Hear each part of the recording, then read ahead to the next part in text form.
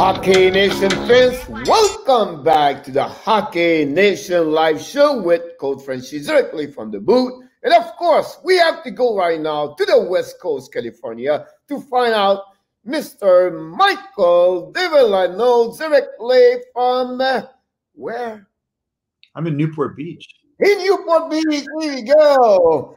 Because he's a Mr. Traveler. He travels all around the country sometimes. So, November 9, 2020, Michael, we have, back on a Monday now, we have another great show today, and cannot be more excited to have to be here today because we're going to talk about the Montreal Canadiens, where it's going to be very interesting for me to put my 2 cents around that team for sure. And also, we have not many breaking news around the NHL since Friday. Only one signature, and it's not mentioned nowhere. Like, you have to look deeper. Like, there's not many. It's like brief. They have only Jimmy Trisdale from the Anaheim Ducks signing an entry-level contract this weekend. They have anything else? Nowhere. Like, not minor. At least what I don't know otherwise. But there's only one. For Anaheim Ducks is a good thing because they signed up this last week the 2 first pick over the first round pick for them. The next one, the other one was the 27th overall pick was Jacob Perreault, another entry level contract. So we'll see. I think. Do you believe both of them can make it? No, I don't think either one will make it. They will eventually make it, but not. I think the problem is, will the AHL play? And if it doesn't play, will the OHL play?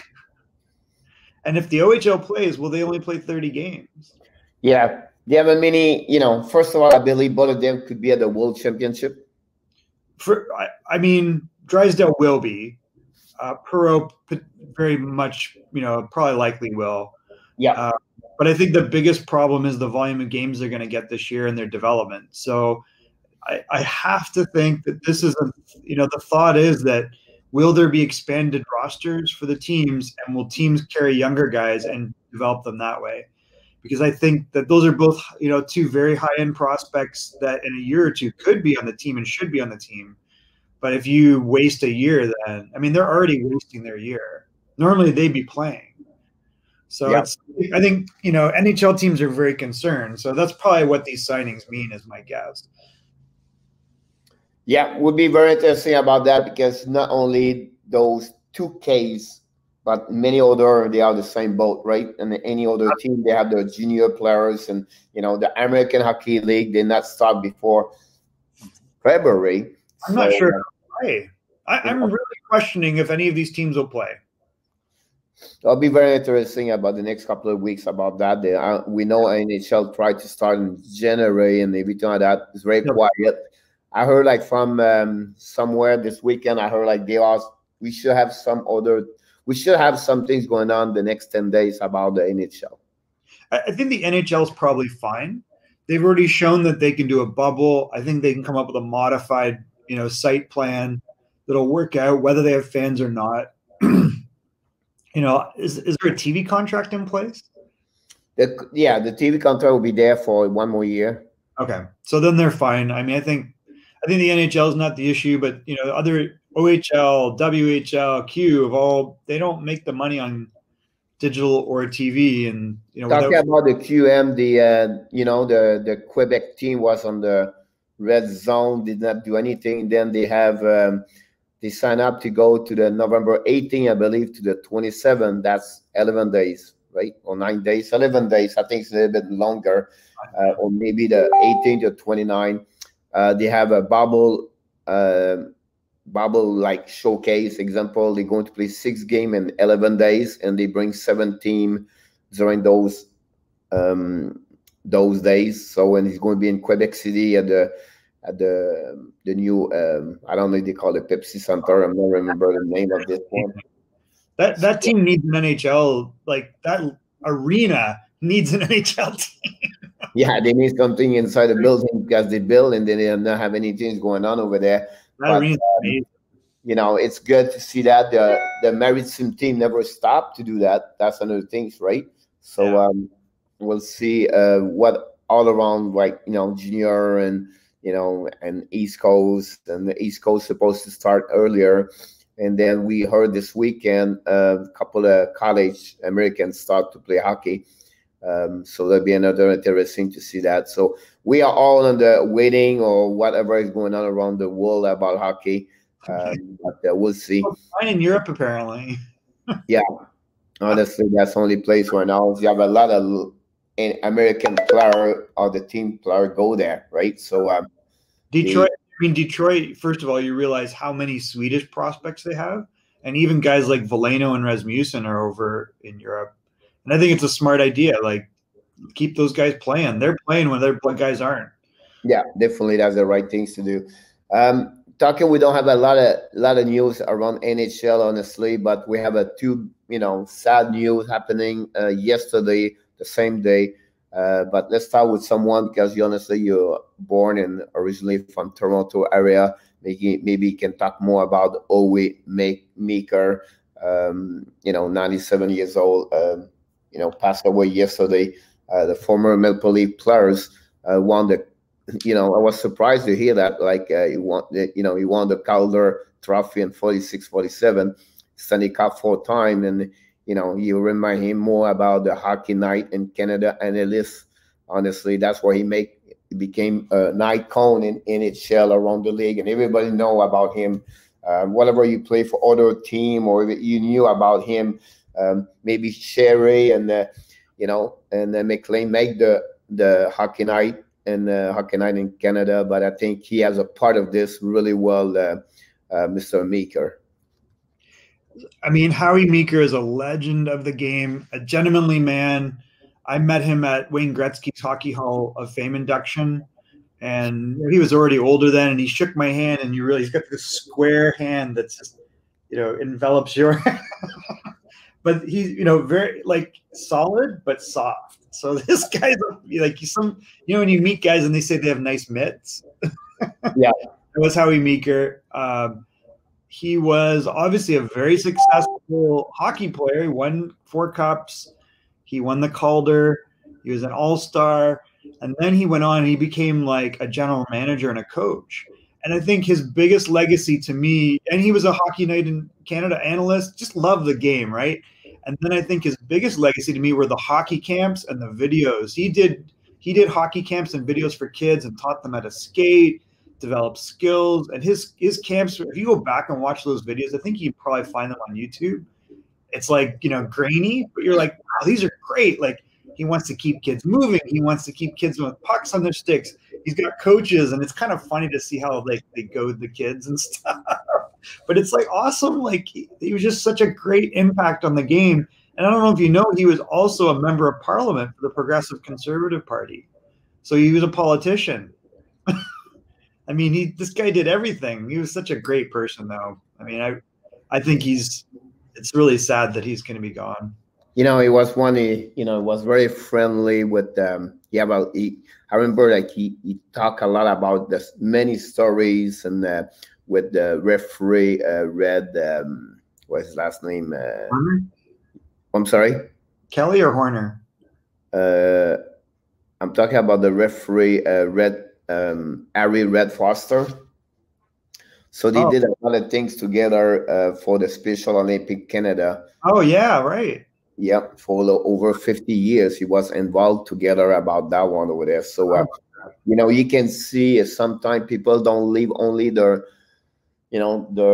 legacy on the ice, but also off of the ice. But I think, whatever, we talk about people like Jean Béliveau and those people, impact people outside the ice, off ice. And I think that's one on his ways, not only, some stay in the game to do like management, everything like that. He make his name by, Saturday night hockey night, and then also by involved with other charity, everything like that. So you can see how his heart was for other people, and that's make him who he was. And he's a wonderful person. Very, very, very wonderful, and great person. And and for the Canada, is going to be missed for sure. And it was amazing. 97 years old, and wish the best for the family, and wish the condolences for the family, of course. But talking about passed away and someone left, we have another one, and I think it's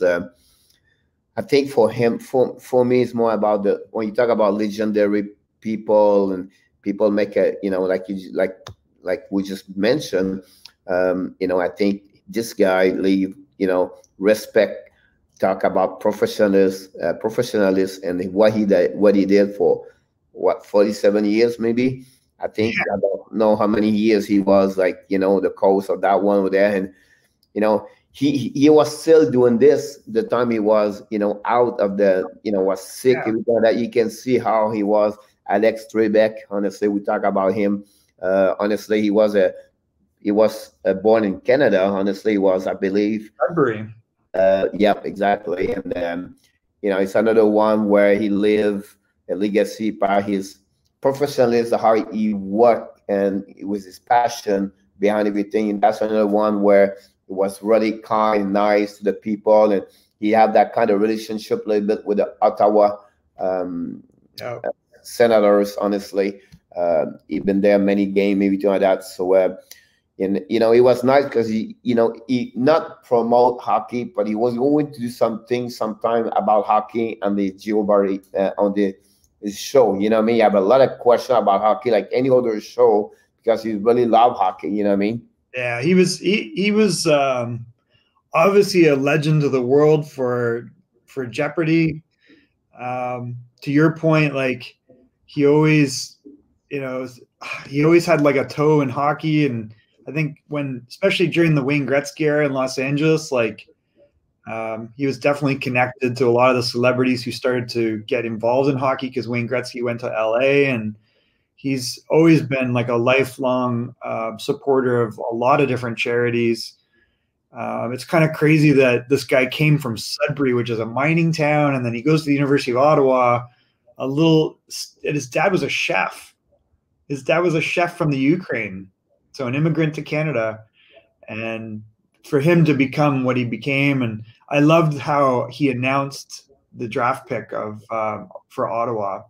Yeah. By the way, that's another way, you know what I mean? Like October 6th, he did that for Ottawa, was shocking, surprised everybody, and because it was the Zoom situation, you know what I mean, online and everything like that. And he's, he's a one man, not a famous on hockey, but famous on the Hollywood and on TV. So that was really maybe one of the top best relationship with all the players, all the management, all coach. You know what I mean? He was really close with many, many people in NHL. And 80 years old, and he's still doing his same thing, and just amazing. You know what I mean? Like sometimes it's sad because we always wait when someone passes away to talk about those kind of people, and realize after he passed away what he accomplished and what they did, and not during the time they was alive. We can talk more about those kind of people. Both of them is an icon, legendary, and you can go all the way with that part over there. And it's amazed me to see those people still do whatever their age, still love it and passionate about this, and carry on this all the time, every single day. And that's all about him. That's Alex. Did you ever, I don't know if when you were growing up, he always did the World Vision Canada commercials. Yep. And I always remember him for that, and highlighted the work that they do around the world. And I think he did a bunch of other ones, but that was the one I always remembered him for. And I think it's another sad loss of a Canadian that had a big impact. Yep. That's another one right there. So, it was a sad day yesterday, November 8th, about, two legendary, passed away did their marks on fun ways, but leave, an impact to many people, young or older, you know what I mean? Like, in Toronto area, and everybody know this, Howie, honestly, you know what I mean? And Alec, everybody knows, and on TV, forever, you know what I mean? So, really sad day, but, at the end of the day, we just want to wish condolences to everybody, for the family, but also say thank you, because without them, You know what I mean? Like they leave us some, they make a difference. That's how it's about it. And we always remember the memories of people leave. And that's what they did. And, you know, it was a great time to know more about what they did, what they bring to the game. So thank you so much for what they did. Yeah, he was a great person, and he will be missed. Definitely. You know, not much about that part. I just want to mention to you a little bit because we're on that area over there. I want to talk a little bit about Toronto, where you'll be surprised about this. Well, I did not know that one. I know you're going to bring this in the next couple of days about Toronto but they have an article about something like they want to use 2 forward 3Ds. What? Yeah, so they try to create this, like they believe in the next 5 years is going to have many Ds become like really offensive players, and they will use like 3Ds up and down. It's already see a lot of teams do this, right? Like they could be under the forward, but they play 3D blue line and then too low, everything like that. So Shelton, you know, talk about this a little bit last weekend with his assistant coach on the Marlins, everything like that. But I want to mention this about the Toronto. I did not know that until I see the name this morning, and I have no clue. And you're going to tell me if you heard about this. Did you know like Alexander Barabanov was with this team? Who? Alexander Barabanov. The Russian played with the St. Louis Blues 2 years ago when they won the Stanley Cup. Yeah, they signed Barbanov. Remember I was saying to you before, like, so they had Mikheyev, but they also signed Barbanov. And so here's what they have right now, okay? Because they signed Jimmy VC, right? Yeah, that's why I was like, why? Because you already got Barbanov. Now, yeah, example, put him on the third line with Thornton and Kerfoot. Then you have Barabanov with Spacer and Wayne Simon, example. But look what they have after that. Pierre Engvall, Nicholas Robertson, Joey Anderson, Travis Boy, Dennis Malkin, Nick Pidden, Igor Korshnikov, Philip Allender, Adam Brooks, and Kenny Okostisno. So they have like 1, 2, 3, 4, 5, 6, 7, 8, 9, 10 players behind this part. Nah, I don't know what's going on. I mean, they're obviously going for depth. They're anticipating back-to-back games. They're looking at, I mean, if you look at Tampa, it was like how Tampa we'd watch and guys would swatch out of the lineup and they'd be fresh and they'd be like, well, that guy's playing well too. And I think that's what they're thinking, which is, you know, we have a bunch of guys that'll roll off. They'll disappear, excuse me, after this season. And we're preparing for a deep playoff run. And that's what this is all about. It's about back-to-back, not worrying about injuries, getting guys cheap enough and they all contribute. So that your bottom finish with the D, and I will bring you what I want to give you. What my point about them? So that idea of the 2-3. So the 2-3 is not new, right? It's the left wing lock, which is what Detroit played under Scotty Bowman, and they won cups with that. So it's an interesting idea because the idea behind the 2-3 was that the third forward would stay high in the blue line and read what side the breakout would come out and then would push down and pressure it. So it's like you'd have 2 aggressive forwards, 3 guys back. And I've played the 2-3 with my teams. Like I've done like a left wing lock type off, you know, forecheck. So putting a D back there that's offensive, it's kind of interesting, right? Because the idea is that, you know, now you've got a guy that he's allowed to pinch up. It's just weird. I mean, how many D are you going to carry? Yeah. Like you're going to have to carry probably 8D on a roster and you'll eliminate your fourth line or part of your fourth line. That's probably what would happen on a given night, which maybe there's merit to it. You know, it's interesting. You know, do you play that with all your lines? I think you take your top 2 and you let them do what they want. And then unless you have like real superstar guys, you're going to put 2 or 3 superstar D with what? You're going to have like Austin Matthews and Mitch Marner and then 3D. Who's going to forecheck? Yeah, talking about the D, I was just mentioned to you that Morgan Riley, D.G. Brody, Jake Musson, Justin Old, whatever they call it, Oh and yeah. Nico Letonen and Zach Bokosian. Then they have in the mix Travis Dormat, Martin Marinci, Remus Sendin, who I really believe he could make it fun some point somehow. Dean is really good. Yeah, Timothy Liljegren and Kelly Rosen. So they have a 10th defenseman. My point I want to bring to you today, if you want to go a little bit deeper, you have the goalie Anderson, Jack Campbell, and they signed Aaron Dell, Michael Hodgkinson. Yeah, Hutchison. This week, the last couple of weeks. So my point too is the shift about depth and a lot with player with they have a little bit more experience, older, but they have a lot of they can shift the players. Oh, yeah. So it's really interesting what they are doing over there. Honestly, it was just like a surprise to see those guys. You know what I mean? Like there are a lot of players they have they could play very well on other team in NHL right now. Honestly, so I think they will not going to miss too much. Kyle Clifford, Kapanen, and Andres Johnson with what they have right now. No. I think they are good. Only see what happened with their salary cap and everything like that. But I just want to mention this about Toronto. It's interesting. I mean, I think if it works, they're like, how do we know if it works? If they go to the final and win, then it definitely works. Yeah. I agree with you about the other guy. Did they have Mikko Lehtinen? Do you know they signed him? Who? Mikko Lehtinen, the defenseman. So they also signed him. So that's a guy that's capable of playing kind of a 5 to 7 type role that's been playing in, I don't know if he's been in the KHL or Finland. I think he's been in Finland, right? KHL because he's with Jokerit. So like this year with Jokerit, he's got 16 points in 14 games. Last year he had 49 and 60. So they've got a lot of D. Definitely.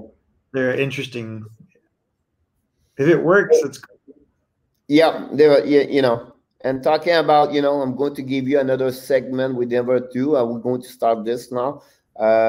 What happening, the history of the November every day. So in the history, today is a birthday to Todd Gill, Bill Guerin, Carl Conardson. I think he played with the Blues right now. He's 34. Zach Sanford, and also Yuzo Ricola. He's 27 years old, so they are born. And Todd Gill, if you remember him, 55. Gill. Yeah. So he 55. He was born November 9. Everything like that. So very interesting about that. I want to mention a couple of things, histories in hockey. Roman Cechmanek. I don't know if you remember him, but he became the first became the first goaltender since 38 and 2000 November 9 to have his first 2 career victories be shut out at the beginning of his career. So he was back-to-back shutout with the Flyers, by the way. Yeah. He was a pretty good goalie. He had some really good numbers if you look back. I think he had a weird incident where he pulled himself one game, and I think that was kind of the end of their trust in him. Yeah, another story was pretty funny to talk about. This it was like just blew my mind. Talk about 25 years old, 25 next year, 24 right now. But Greg McDavid scored the final goal in NHL history by a player not wearing a helmet on November 9, 1996. Can you imagine not wearing a helmet today? That's like wow. His hair is like my hair except longer. Like what's crazy about Cechmanek? If you look at his numbers, the guy was he played 59 games, 46 games, 58 games, 49 games. His save percentage was 921, 921, 925, and then 906 in LA. Like he had legit numbers, and he was a big goalie. It was just strange how he kind of got washed out. All of a sudden, he was no good, apparently. But yeah, he was a good goalie. I mean, I like to read those every day. I read this because it's remind me a lot. You know what I mean? Like 70s and 80s and 90s. That's where I really, was involved with hockey, or like a lot of stuff. And they have a lot of players. They remember, Ted Lindsay and Alex Trebek and Gilbert Perreault and Claude Provo and the punchline right now. They talk about 19. Some game was like 9-2 or 1944. Oh, crazy. Yeah. Like, it was crazy to see that. And a big day in Charlie Conacher because in Maple Leaf history to score 100 goal in 1933. Wow. And another one right there. I'll give another one right there. You remember him? You're going to start to laughing. On November 9, 1974, Orest Kendrachuk scored the first penalty shot goal in Philadelphia Flyers franchise history. What's his name? Horace Kendrachuk. If I'm right, Kendrachuk. He was the first player drafted by the Vancouver Canucks, but I could be wrong. I'd have to look that up. I don't remember. Let's look. He was I believe Vancouver selected him as the first pick. Oh, really? Let's look. I believe. Oh my God, so long ago. We talk about. Yeah, I don't see. I think their first ever, let's see, supplemental 1970 was Dale Talon. Is it Vancouver or somebody else? Could be somewhere else, but let's look. I'm curious now. Horace, right? Yeah, I could be wrong. How do you spell Horace? Horace? O-R-E-S-T. O-R-E-S. Yeah. You never. Orest? I don't know who this is. I can't find it. Yeah. He was playing NHL in 72 until he played 10 years in NHL. Interesting.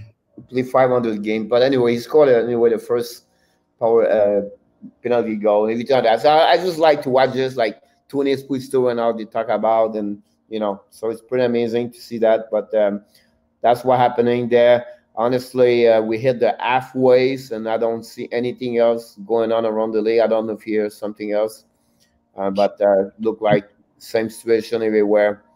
So let's move on with our 31 days marathon with 31 different teams, and let's move on with today. By the way, we have to mention the Hockey Nation fans, Michael. We did not forget the Las Vegas Knights, Golden Knights. We thought the Vegas going to be at the end with the letter V, because usually they talk more about Vegas Golden Knights everywhere. It's rare they talk Las Vegas Golden Knights. Does it make sense? Yeah. So I was worried for a second when I was like, oh no, they're not called Las Vegas, they're Vegas. So. Yeah, exactly. Compared to the Raiders in the NFL, they talk more about the Las Vegas Raiders. They don't call the Vegas Raiders. They really put Las Vegas Raiders. If you follow a little bit more the NFL around, honestly. So that's pretty much. You mentioned that I am traveling this week. I'm finally getting to scout. Really? Yeah, I'm traveling to Phoenix, and I think there's a whole bunch of 2006s this year. Oh, wow. So to see a bunch of teams that I haven't been able to see yet. So I'm pretty excited about that. There's a lot of hockey. That's good. Yep. All right. So this team, I've heard of them before. They're called Montreal Canadiens. Yeah. It's the one original team, right? Yeah. One of the original 6. So the Montreal Canadiens, a few years ago, I think, it looked pretty bleak heading into last year, or actually even the year before. Probably the year before, things were not real positive. And they head into the draft, and I think their biggest concern was at center, and then Bergevin pulls out, jumps up in the draft. I think 3rd overall, takes Jesperi Kotkaniemi, and he magically makes the team, plays real well. So fast forward, and their strategy over the last, I would say, 5-6 years has been to draft smaller, skilled players, and they've been a little bit controversial about that because it's like, oh, they got all these Smurfs, but I think what we see is they're able to stay very competitive and they get goals from talented players regardless of their size, and they still have like a world-class goalie, but you got to be worried that you're wasting the Carey Price's career here because you're a bubble team. So they've been pretty aggressive. They brought in a great coach in Claude Julien, who I think's done a great job, as he always has. He's one of the best coaches in the NHL over his career, won a cup in Boston, started out in Montreal. So being back in Montreal, I think he brings a lot of stability. And then this offseason, I like the moves they've made. So that, starting off with their unrestricted free agents, they signed Tyler Toffoli. They trade a problem in Max Domi to Columbus to get Josh Anderson. And they signed him to what I think was a little bit of a surprising contract, but if he's healthy, then it's fine. I liked bringing in Joel Edmondson. They trade for him before free agency begins and then sign him to a pretty reasonable deal. And then they trade for Jake Allen, which I was surprised that St. Louis did this. So, kudos to Bergevin again. And if you look at their high-end young players, we saw Nick Suzuki and Jesperi Kotkaniemi in the playoffs, and they both look like they're ready to take the next step. They have Alexander Romanov coming this year, and there's a lot of anticipation about his ability to make the NHL and stick and be an impact player. And I guess we'll see how that happens, but I'm cautiously optimistic about this. I really like the guy. He's smart with the puck and he's patient. He's a decent skater, and he's got, in World Juniors, we saw him. He looked like a star there. And then in their draft, I think they continue to show that they're very shrewd at the draft table. There's a connection between the Everett Silvertips, by the way. I think I mentioned this, which is our I don't know what Alvin's title is now. Is it Director of Player Personnel? Our Director of Player Personnel at Everett spent 7 years as a scout in that organization. I learned a lot from Alvin. I love working with him.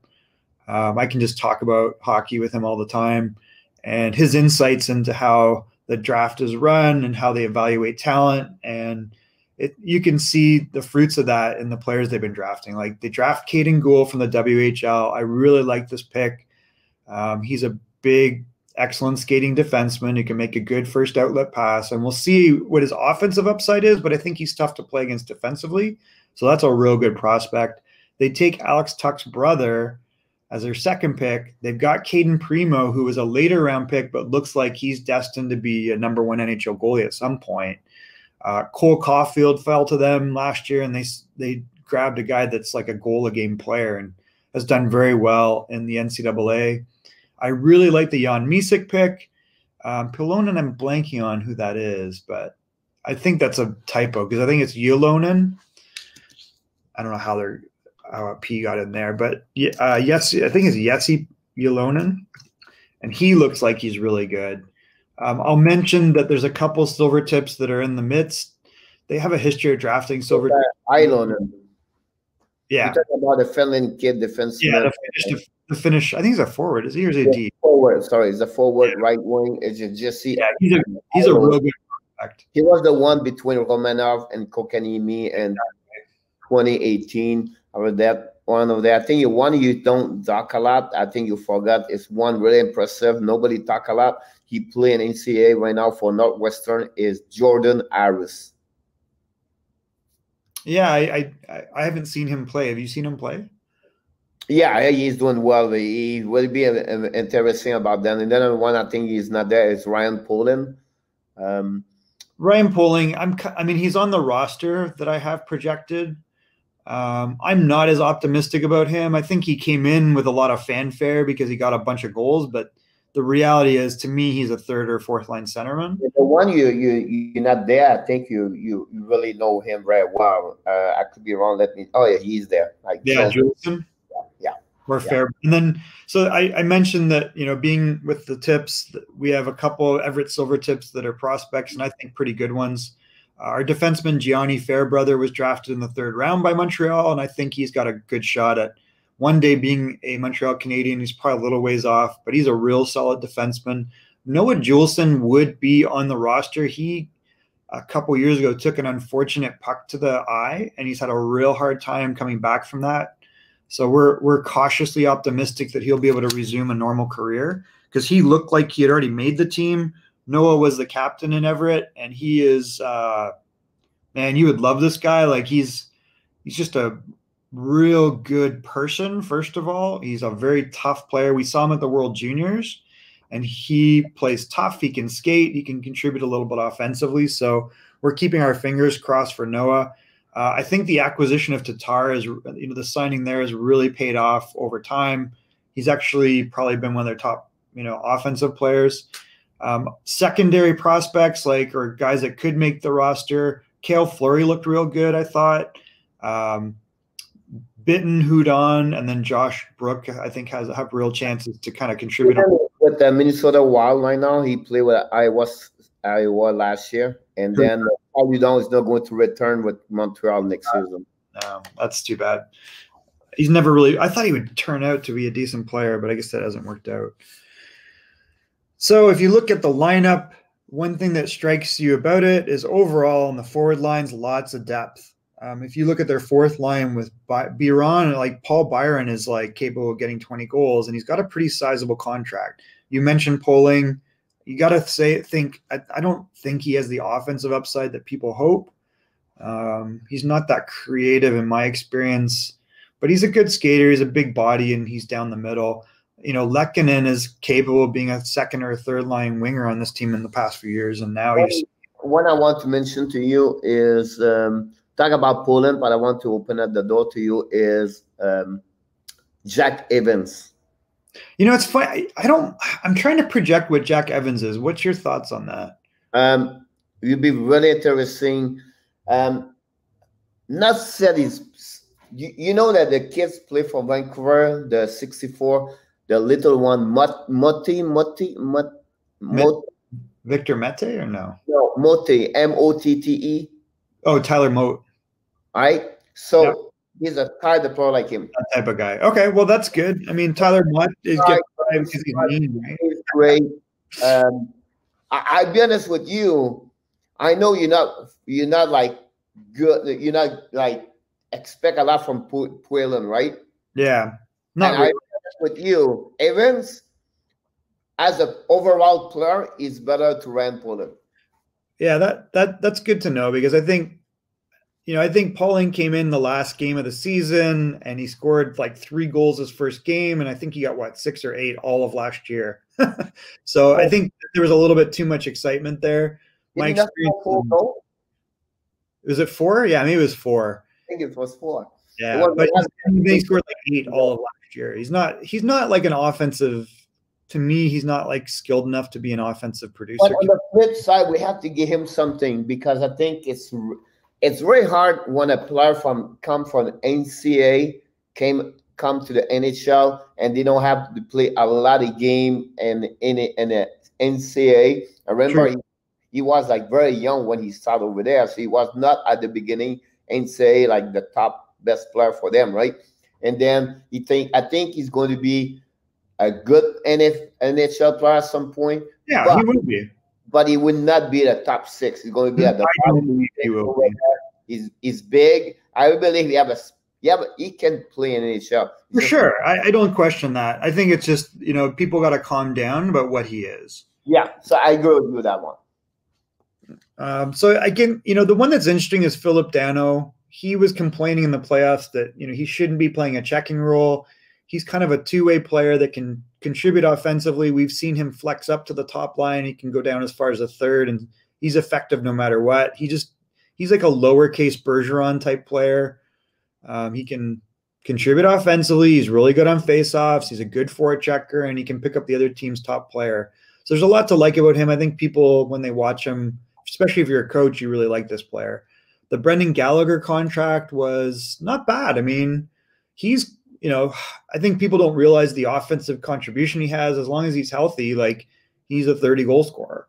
Tatar has shown, between Nyquist and Tatar, who left Detroit, how good these two guys were. And how you realize how much the talent level in Detroit dropped when they lost them. Yeah. They were kind of maybe overlooked in Detroit in a lot of ways. Now, I do think Thomas scores goals that aren't always necessarily impactful, but he's a consistent offensive producer. He's a consistent 20, 25 goal guy. Bringing in Suzuki, who came in the Paxaretti trade, and I think we see how good he is. He's got okay size. He's a very skilled and good skater, And I don't know what he caps out at. Does he end up being a number 1 or a 2 centerman? I guess that really, we'll see what happens. And I think the same thing with Kotkaniemi. Like, it looked like he had a rough start last year. He went down, got some time in the AHL. When he came back for the playoffs, he looked real good. So if he's just, for me, a weird skater. I don't know about what you think, Pierre. I think on the chart you have now Suzuki is in front of Kotkaniemi because Suzuki, he has much better skill, a better skill, but also a better vision of the game. Like he's a great vision. He does a really good. Kotkaniemi have a still that's part of that, but his defensive side is really where he is. You need to get better. He struggled on defensive side. He did a little bit better at the end of this year. The good thing about them, both of them flourished during the playoff compared to Gallagher and Tatar. Did not do much about that one. Then it will be simple. He's going to shut up. One, they're going to get him $5 million per season. And that'll be that. That much money? I'm sorry again? You think they'll pay him that much? Yeah. Well, that would certainly. For the third center, by the way. He's what? It's a lot of money for the center. Yeah. But again, he had the time to play on PK or whatever it is, right? And he's a real good player. I mean, if you like Ryan O'Reilly, why wouldn't you like Philip Dano? He's not as good, but he's got that same characteristic where you can play him in any situation. He's so versatile. Yep. It is like you talk about O'Reilly, Bergeron, right? And maybe Barkov. Yeah. Right? And then you have that second group of people like them, and Dano is the one at the top on the second group over there. That's what I believe he deserves to be at $5 million now. Did he works? Maybe he can get that money because Montreal have still 2-3 years before Suzuki and Kotkaniemi get that kind of money. Probably, yeah. And the hierarchy of the line in the center, because if Suzuki struggle or Kotkaniemi struggle, they have a Dano can pick up right there and all the way to the end. So I believe that your lineup you put on the chart right now, it's pretty good. What is interesting is when you look at the left, Toffoli, and the right, Anderson. We know we're missing now Max Domi. I really on that 12 players over there. The only one I think they should let it go now. It's time to probably be around to go at $3-point-something million per season. And how much time is left on his contract? I forget. One more. So my assumption is that, to your point, Dano is already at $3 million. He probably gets. Oh my God! No, 3 more. What's that? 3 more years for Paul Byron. Yeah, that's why I was concerned about that 3.4. Yeah, so but he's a very good player. It just you got to think he's going to get bumped down in the lineup, and it's he can score, and he's a good aggressive guy, and he's worn an NA for the team for a reason. The problem he got is he got injuries. Concussion the year back to back now. So I really believe now So I think that's what he got too much money for what he brings. But you remember he got $3.4 million because he got, if I don't have his stats in front of me, but I think he have a back-to-back 20 goals, back-to-back goals. No, so he's a good player. For the game, I think so. So that's the reason why I believe they make a mistake. But finish with your defenseman. I know I cut you, change the subject. No, that's right. Yeah, so you're right. Like he had 22 goals, 20 goals last year. He had a bad year because of injuries, and the year before he was hurt. But even the year before, he had 15 goals in 56 games. That's the one. Almost 3 seasons of 20 goals, right? Yeah. And there's a reason he gets that money, but he is 31 and he's a smaller player and he plays an aggressive style. So it'll be interesting to see what happens there. Tatar is going to be an unrestricted free agent. Dano is going to be unrestricted. Army is going to be unrestricted. You got to think Jordan Wheel's probably done. Oh yeah, Will is gone there. The only thing you talk about is maybe the problem they get is with the money they have to give next year. 3 players where they are top 9 in their lineup. I believe Tatar could be the last season with Montreal. Who? Thomas Tatar. That's what I was going to say. Plus you've got an expansion draft coming up, so it'll be really interesting to see what happens. He's 29 now. He can play both wings. He's an effective offensive guy, but I mean, if they re-sign him, it wouldn't surprise me, but it can't be much more than what he's making. I agree with you. Yeah. And the defense is interesting. We'll go back and take a look at it. First of all, Shea Weber has been an excellent performer for them, as has Jeff Petrie. Weber still has a lot of years on his contract, but he gets by because he's a big guy. He's smart with his stick. He's hard to play against, and he's got a huge shot. And that trade for PK Subban's looking pretty good, despite the age difference. Like the last 2 years, this trade, it was by far. The first year, remember when PK played in Nashville, the team made the semifinal, the final, all the way. And that year was like PK Rene was like, Martin brother. And everybody was sad because Subban was there and everybody, right? So he looked like in that year, I believe Sean Weber got hurt back-to-back year. Ankle, everything like that. So he would have looked bad. But the last year, honestly, Weber is a general. He's the general. He is the general, right? Like he leads by example. You're going to listen to him because he's a monster physically. He had 15 goals again last year. He had 14 the year before. He was injured the prior year and only had 6, but that was only in 26 games. So if you look at this guy, you can bank on 15 goals and 20 assists on the guy, maybe more. It's always been about 15 to 20 goals per season. But the way he's remind me, you know what I mean? Like, because, you are with Toronto, Detroit, me with Montreal. You remind me what Larry Robinson did for Montreal. That's a good comparison. Yep. I like that comparison. Yep. I like Petrie is a guy that was kind of cast out in Edmonton, like everything else, where they don't, they kind of like anoint them, and then this guy's been a very good performer for them. I mean, I think that's what we don't give enough credit to Mike Bergevin. No, that's why I say, like, overall. Now it's not like I don't know if they're in contention for anything, but he understands talent, and they have a lot of other guys there, like Trevor Timmins understands young talent. And you know what I mean? Like you always hockey, how this works, Michael, but you always evaluate a GM with the performance of the team, right? If you make the semifinal, the conference final, you go away, but the GM look good, right? But if you really microscopic what happening with this trade and the play he did and all the fun trade he did, and look what he has right now, that's what Marc Bergeron is. Because Weber, the only one there he lost and he don't look good right now is Jonathan Drouin again. I was going to say the same, but it's not like horrible.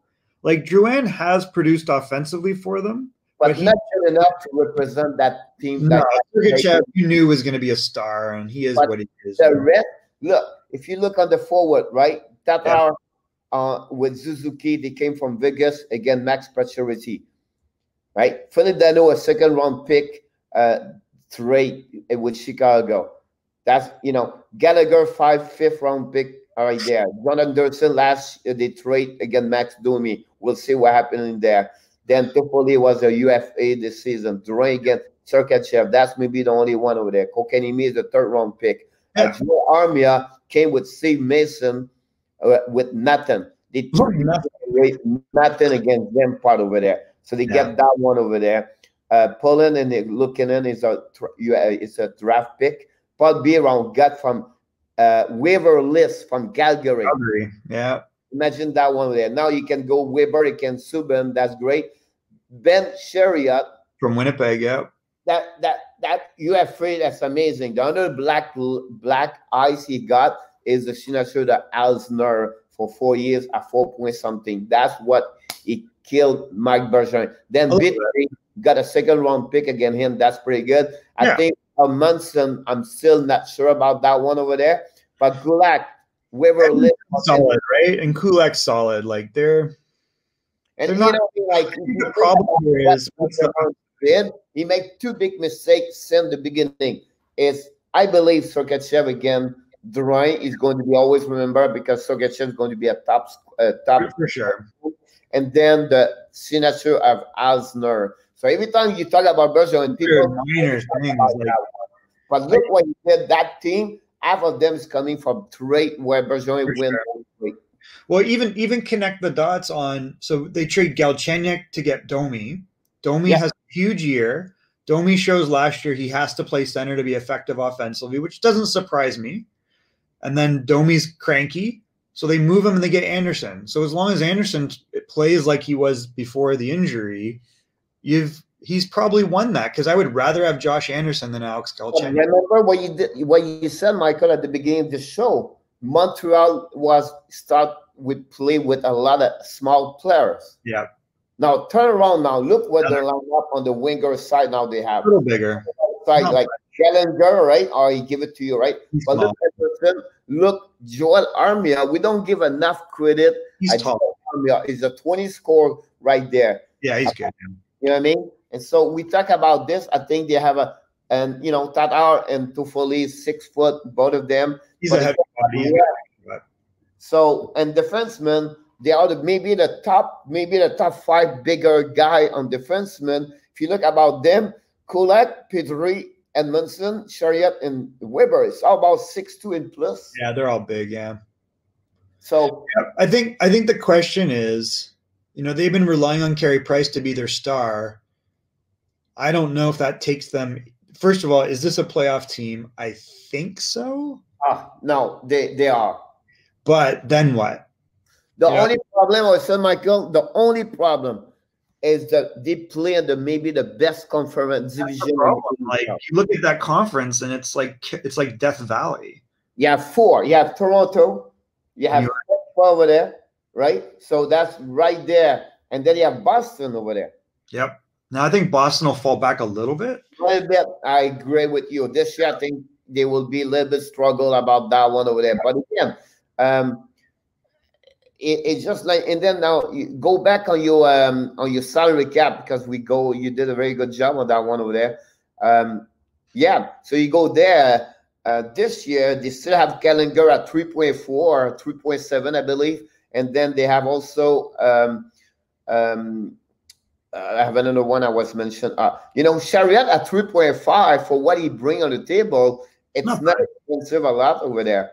No, they've done a good job on the cap. I mean, if their most expensive player is Weber at 7.8, you don't like the fact that he's got 4 years. What's that?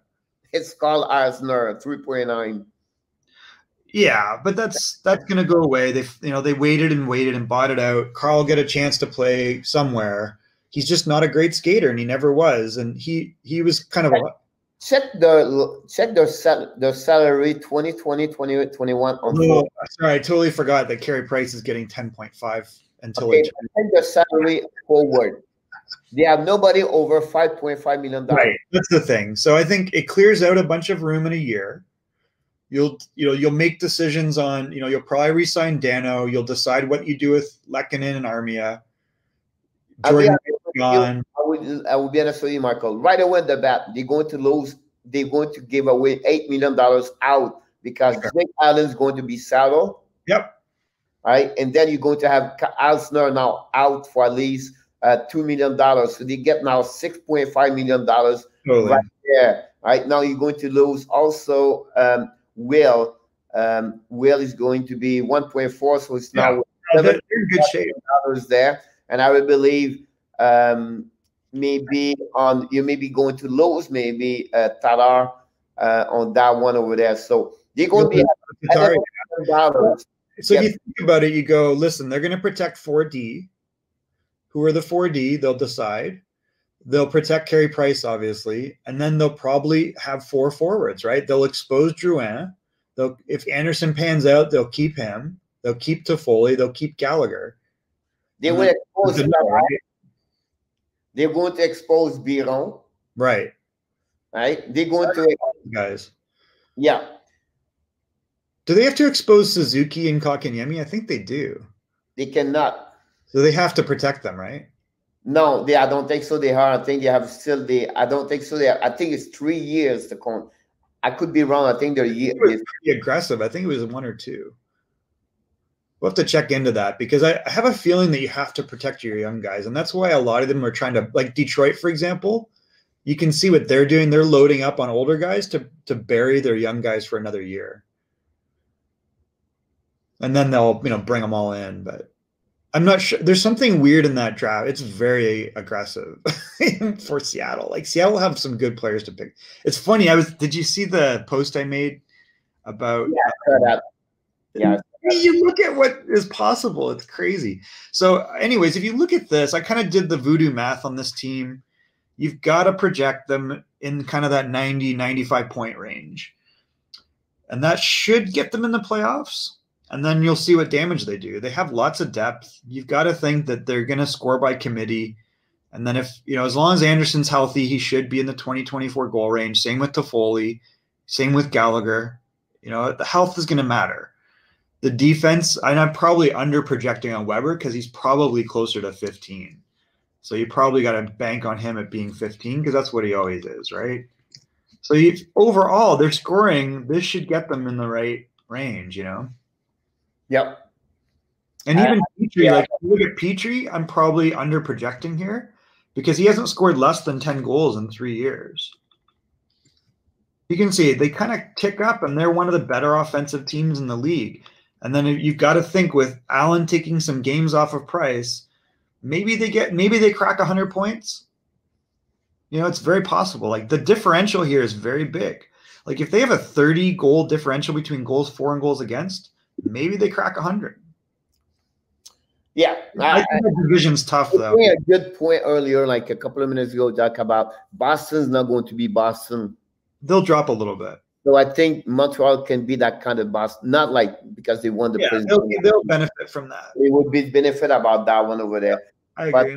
But on the list you have there, they still have, you don't talk about Mete over there. You don't talk about Jack Evans.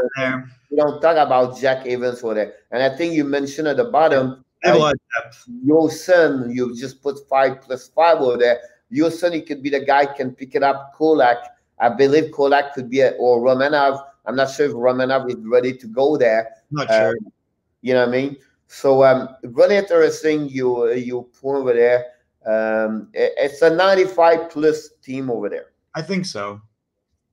And on the Laval, they have Poland over there. You put on the lineup over there. I think Wylunin is a one we're very be interested to see what happened with him over there. I think we don't talk enough about, but Jake Evans is on your list at the bottom here. You know what I mean? I think they tried last year, Luc Veldemo, but I think I didn't see him really well over there. And the defensive side, I think you'll be interesting to see what Fleury is not on your top list. He played a 30 game, I believe, that season. And then Ouellet, where he brings experience. He have a lot of years in NHL. I think he played a couple of years with Detroit, if I can recall it. Yep. He was in Detroit. They let him go. Yep. So I Noah Juleson. If Noah's healthy, then he's probably better than one or two. Really strong on defensive side. On the goalie side, you still have Kaden Primoz coming. Oh, that's the one that you're like. You have also McNiven and Lindgren. Lindgren have a lot of experience. He did well, and again, you talk about one thing Bergeron did a lot. It maybe burned him a little bit. They tried to sign old player like the last minute, like Kinkin. They tried years ago, and then they get the Russian player Alexander Semin. Did that work, right? They tried to bring the kids from Minnesota. He played with Buffalo, and we did like 17 at some point. Did pretty good on offensive. They trade on the deadline. He did not sign with Montreal. He played with Islanders. Jesus.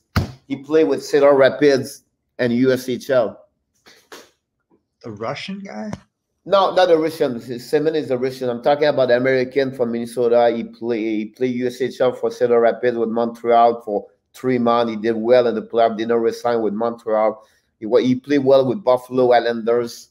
Like last year or when? No, a couple of years ago. Oh, okay. So anyway, so they tried to bring a couple of players like this the last minute, and then work very well. To match up whatever it's right. We talk about Kovalchuk. They did last season. I think it was pretty good. They may be thinking about this. The rumor yesterday I heard they may be thinking about Corey Perry. I mean, why not? You know what? That's the words. Why not? I really believe it's better to have Perry compared to Kovalchuk. I don't know. They both have problems just from, but I think you're going to take Perry over Kovalchuk. I'll tell you why. Because I believe Galchenyuk need to be on the top 9 players. Yeah, Kovalchuk to me is risky. Like, he has the ability to poison your team if he's not happy and grumpy. Yep. Looks like a superstar, so the players look at him and think, "Oh my God, he should be the best player here." So you take the top 9 right now. Who can you take off right now for please Galchenyuk? You know what I mean? So you cannot do that. I don't know. So at the flip side, I would say to you, it's better to have a Corey Perry at 34, 36 years old, can be the dirty job. It can be at the 4 line. I'll be honest with you, I would prefer to have Corey Perry in the playoff at Biron. Then who? Biron.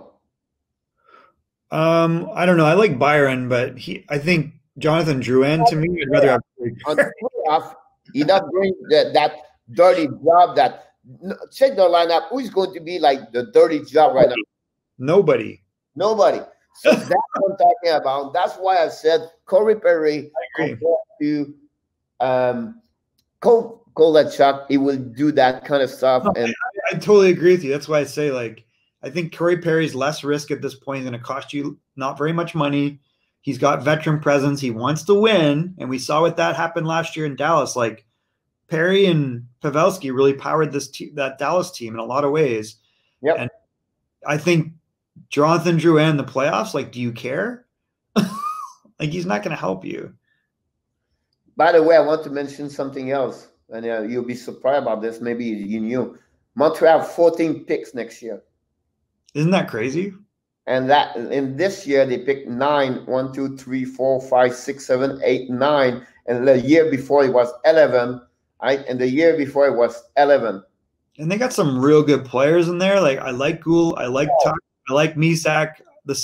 Jack Smith will be interesting to watch. Blake Biondi's decent.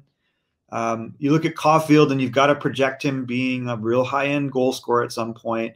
I don't know Struble. Norlinder, I've watched a little bit.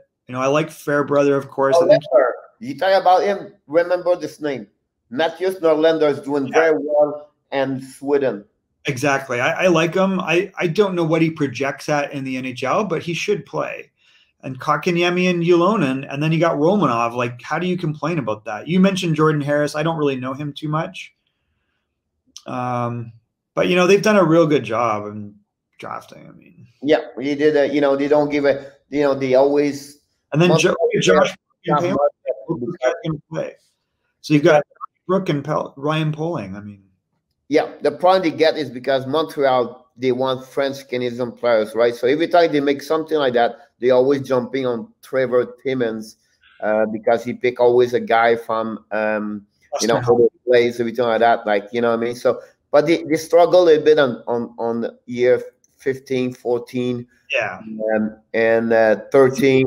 This is another is a tough one over there. One thing they did well, De La Rose never been the players they expect. Honestly, they even make a mistake with Zachary Fricol and Connor Scripps. Is a bad story about Connor Scripps because he got sick. If I remember, I don't know if you know his story. Yeah. And then also the Martin Rayway, it's another one. Have a bad story about his healthy side. So 2 years right there. Then they trade Colbert against Stefan Matto a couple of years ago. You talk about healthy. Talk about the story about Tim Boson for the Canada. That was crazy. Something like that, right? Yeah, terrible. So you know what I mean? Like you brought up Jacob De La Rose, and that was the point where things changed. Because if you look at the prior years, if you talk to Alvin will say, we're looking for skill. We don't care about size. Don't even talk to me about the guy's size. What's his skating skill and sense? And what kind of jam does he have? We don't care how big he is. Because you look at this draft in 2013, Lehkonen turned out ahead of all these guys, and his profile is smaller, gritty, right? So he fit that mold a little bit. De La Rose is not panned out. He's a big guy, not real creative. Fucale was overrated. McCarron, right? You like, oh my God, he's 6'5", he can score. No. So then even Sherbak was like skilled baby, like just a big baby, you know. And they did pretty good for the pick number 86. You know what I mean? But they have like 1, 2, 3, 4, 5, 6 pick, and 3 of them played over 200 games. That's pretty good. And then one and McCarron never been that kind of player with there. De La Rose was, it's sad because he have a lot of talent inside that body, but never been that kind of finish. He doesn't have the quickness, like as Alvin says, he doesn't have snap on the puck. Yep. He's slow to move stuff. He's a big guy, and I think Detroit did the best because they acquired him. I thought he played fine in Detroit. He's not going to get you points. He's good at what he is. He's a big centerman. And then they flipped him and got Fabry. All right. That's another win for my zone. It'll be interesting what happens about that. The great day today was great. Talk about my team. It was like interesting to follow them, and we can't wait for next season. What's going on? But another great show today, and you know, you bring a lot on the table today. It would be great. And then tomorrow we have to move on to the, I don't know, New York maybe. One of them. Which New York? Probably Rangers. Or New York or New Jersey. No, New Jersey. Let's take a look. One HIJ. So it's probably Islanders and then Jersey and then Rangers? No, it's New Jersey before New York because the New York is Y. New Jersey is J. Tomorrow is the Nashville Predators. That's true. So we have Nashville, New Jersey, Islanders, Rangers, and then we get out of the N's into the O's with Ottawa. All the P after that. And then Philadelphia, Pittsburgh, etc. Yeah. Yep. Getting interesting right there. Well, a lot of Eastern time, Eastern Conference right there. It'll be interesting to see those teams, honestly. So another great show. Don't forget, everybody, Monday to Friday, we are on a daily show, 11 a.m. Eastern time. Don't forget to subscribe to our YouTube channel and also on the Facebook. Another great show, Michael. Thanks to be here with us. Happy Monday, everybody. Look forward to see you tomorrow at 11 o'clock. Have a good one. Thanks, everybody.